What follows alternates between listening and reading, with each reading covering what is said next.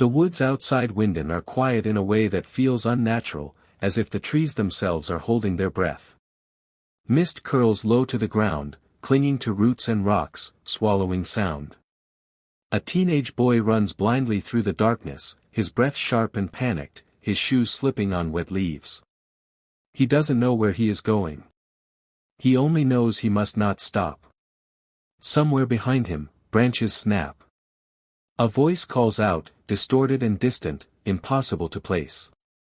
The boy stumbles, crashes to the forest floor, and the world seems to tilt. A loud, metallic hum fills the air, vibrating through his skull. His vision blurs, his ears ring, and then everything goes black. Weeks later, the town of Winden looks peaceful on the surface. Neat houses, clean streets, a church steeple rising calmly above it all. But there is something heavy hanging over the place, something unspoken. It begins with a suicide. Michael Conwald hangs himself in his attic, leaving behind a letter addressed to his son, Jonas. The letter is sealed and marked with a date months in the future, with strict instructions that it must not be opened until that day. The reason is never explained. Michael's death fractures his family. His wife Hannah moves through the days like a ghost, hiding her pain behind routine. Jonas, only 16, is sent away for psychiatric treatment, numbed by medication and haunted by visions of his father's face. When Jonas returns to Winden, nothing feels the same. His friends treat him gently, too gently, as if he might break at any moment. His best friend Bartosz tries to act normal, but there is a distance now. Martha Nielsen, the girl Jonas loves, avoids his eyes, carrying her own quiet grief. Her brother Mikkel, only 11, is still full of energy and mischief, unaware of how fragile the world around him truly is. Their parents, Ulrich and Katarina Nielsen, are loud and forceful, masking their own frustrations and secrets beneath anger and control. The Power PL. Jonas cannot stop thinking about the letter. His father's words loop in his mind, heavy and cryptic, as if written by someone who knew more than he ever let on. The idea that events must happen exactly as they did terrifies him. It suggests that nothing in Winden is random, that every loss and every wound is part of a larger design. Jonas feels trapped inside a story already written, with no way to turn the page. Ulrich's obsession deepens. He spends nights poring over old case files, newspaper clippings, and police reports from 1986. The similarities are impossible to ignore. His brother Mads vanished the same way Mikkel did, without witnesses, without clues, swallowed by the forest. Ulrich becomes convinced that the caves are the key. He sneaks past police barriers and searches them himself, ignoring orders and common sense. Each time he steps into the darkness, he feels closer to both answers and madness. Charlotte, meanwhile, begins connecting dots of her own. The dead boy found in the woods troubles her deeply.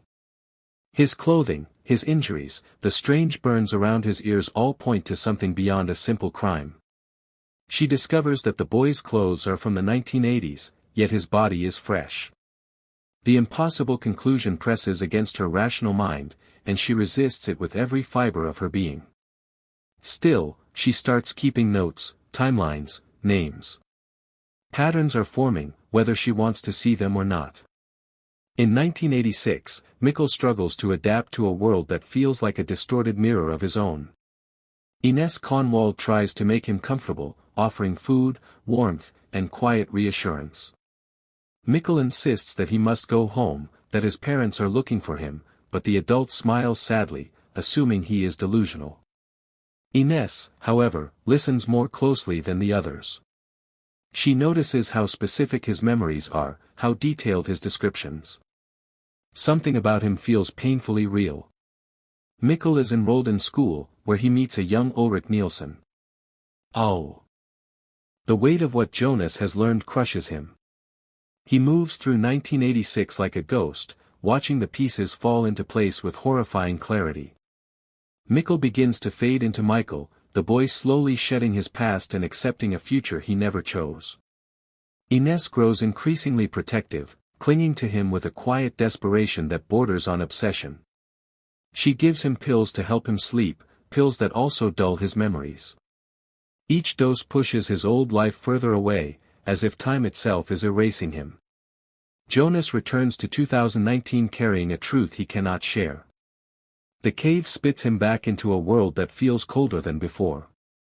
Nothing has changed, yet everything is different. He now understands that his father's death was not a meaningless tragedy but a fixed point in a vast, merciless cycle. The knowledge isolates him.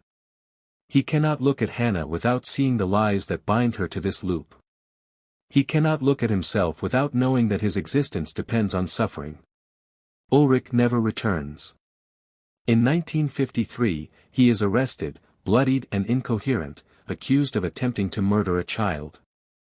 The police see him as a deranged stranger with no identification and a wild story about the future.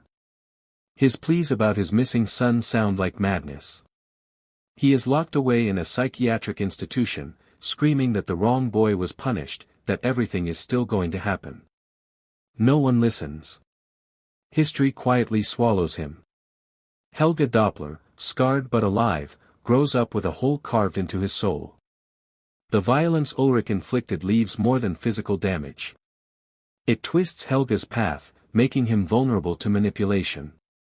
In 1986, an older Helga works at the power plant, socially isolated and visibly frightened. He is drawn into the orbit of a mysterious priest, a man who speaks in riddles about fate and cycles, about sacrifice and purpose. The priest gives Helga a notebook filled with dates, names, and instructions. Helga does not fully understand it, but he believes it. Jonas wakes in the rain, gasping for air, his ears ringing with a sound that feels older than the world itself. The cave is silent now, the passage sealed, its light gone. For a brief, fragile moment, he believes he has succeeded.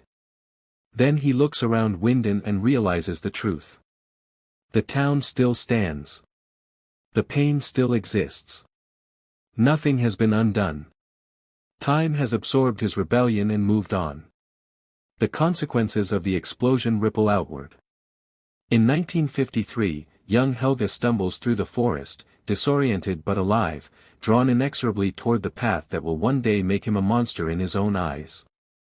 In 1986, the older Helga survives a violent car crash that should have killed him. Instead of freeing him from his fate, it locks him more firmly into it. Every attempt to escape only leads him back to the same place. Ulrich remains trapped in the past, forgotten and condemned. Years pass, and his rage burns down to a quiet, hollow despair. He realizes that his actions did not save his son. They helped create the very future he was trying to prevent. His punishment is not just imprisonment, but understanding.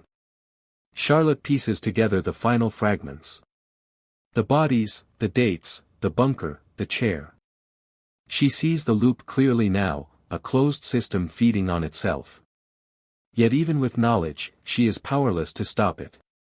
Every path she follows seems to already be part of the design. The horror of Winden is not that people are evil, but that they are trapped. Jonas seeks out the stranger one last time, demanding answers. The stranger reveals the final truth of Season 1. He is Jonas.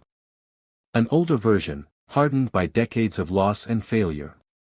He has lived through the consequences of these events again and again, always believing that the next attempt might be different. He tells Jonas that the explosion was never meant to destroy the passage, only to create it in the first place. Cause and effect are the same thing here. Jonas breaks. The idea that his future self is